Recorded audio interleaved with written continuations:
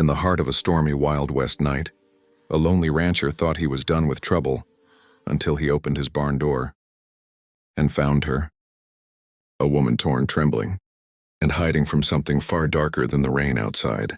But when he reached to help, a glint beneath the hay changed everything, a sheriff's badge, blood-stained and not hers. Now every shadow holds a secret and every heartbeat carries danger. Before dawn, Mercy will turn to madness, and the rancher will have to decide, is he her savior or her next sin? Stay tuned, because what happens next will leave you breathless. The night had fallen heavy on the plains, thick with the smell of rain and gunpowder. Elias Rowe rode slow, the creak of leather and the soft snort of his horse the only sounds, cutting through the wind. The ranch had been silent for weeks, no guests, no laughter, just ghosts and memories he tried to drown in whiskey. He slid off his saddle, boots sinking into the dirt, and walked toward the barn to check the feed before calling it a night. When he pushed open the barn door, a faint rustle broke the silence. His hand instinctively went to his gun. He stepped inside, eyes scanning the shadows between the hay bales. The lantern light swayed gently, throwing long, trembling shapes across the wooden walls. And then he saw her, a woman, young, disheveled, her face streaked with dirt and tears, crouched in the corner. Her dress was torn, one shoulder bare, her breathing shallow like a cornered animal's. Elias froze. She looked up at him, eyes wide, shimmering with fear and defiance. For a second, the world seemed to stop breathing with her. "Please, don't be rough," she whispered, her voice so soft it almost broke apart in the air. Elias lowered his gun, confused and cautious.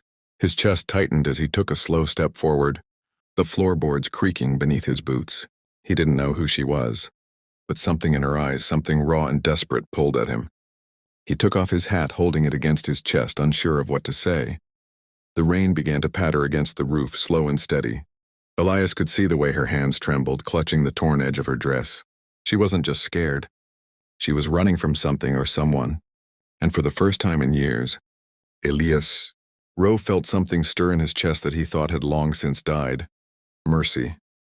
Elias stood still for a long moment, the storm echoing against the tin roof while she sat shivering in the straw. Finally, he set the gun aside and reached for the lantern hanging by the beam.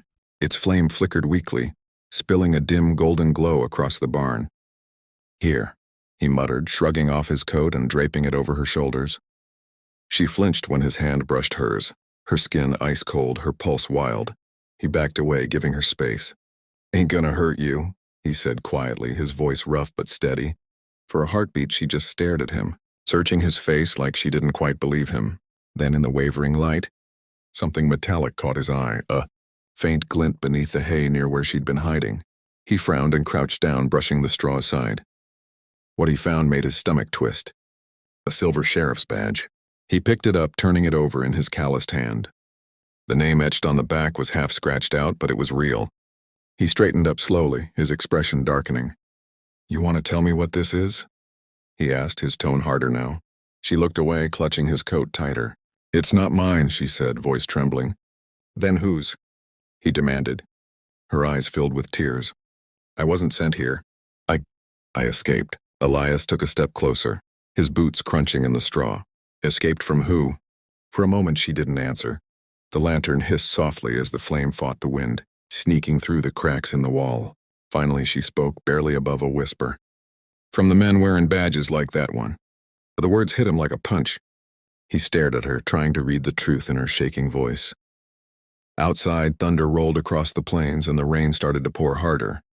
Elias turned toward the door, hand brushing the butt of his revolver. He didn't know who this woman was, or what kind of trouble had driven her here. But one thing was certain now. Trouble was close, maybe closer than he thought. The storm had settled into a steady, cold rhythm, the sound of rain dripping through cracks in the roof like a ticking clock. The night stretched long and heavy, the kind that made men question everything they'd done to survive. Elias sat by the lantern, watching its weak flame dance across the barn walls, while the woman, Clara, huddled beneath his coat, eyes distant, haunted. He wanted to ask her more, to understand what she was running from. But every time he opened his mouth, she looked at him with that same quiet terror that silenced him. So he stayed still, listening, to the rain, to the wind, to her uneven breaths. Then something made him look toward the far stall. A faint glimmer, metal, wet, and red. Elias frowned, rose slowly, and walked toward it. He pulled back the saddle blanket draped over a crate, and froze. A holster, bloodstained, the kind only lawmen carried. His heart began to hammer. He reached down, fingers brushing the wet leather. It wasn't old blood, it was fresh, and beside it, faint footprints led out the barn's back door into the mud. His pulse roared in his ears. He turned to her, voice low and sharp. "What the hell did you bring to my ranch?" Clara flinched. "I didn't mean to." "What have you done?" he snapped, stepping closer, the storm outside answering with a growl of thunder. She stood trembling, eyes shining with tears. "They came for me first," she said. "3 of them. I ran. One followed me out here. I didn't want to kill him, I swear." Elias stared at her, trying to breathe, but the air felt too thick. His gaze flicked between the holster and her face, the fear. The blood, the truth she could barely hold. The barn felt smaller now, the walls closing in with every heartbeat. "You don't understand," she whispered, clutching his coat tighter. "They're not lawmen anymore. They're hunters. They wanted me dead because I saw what they did." Elias's grip tightened on the badge still in his pocket. For the first time, he understood why her eyes looked the way they did, like someone who'd seen the world break apart. He took a slow breath, stepped toward the door, and blew out the lantern. Darkness swallowed them both. Only the rain remained steady and relentless. Somewhere in that black silence, Elias made his choice, not to turn her in, not to run, but to stand beside her. Because whatever she'd done, the real danger was coming. And before sunrise, this quiet ranch would become a battleground.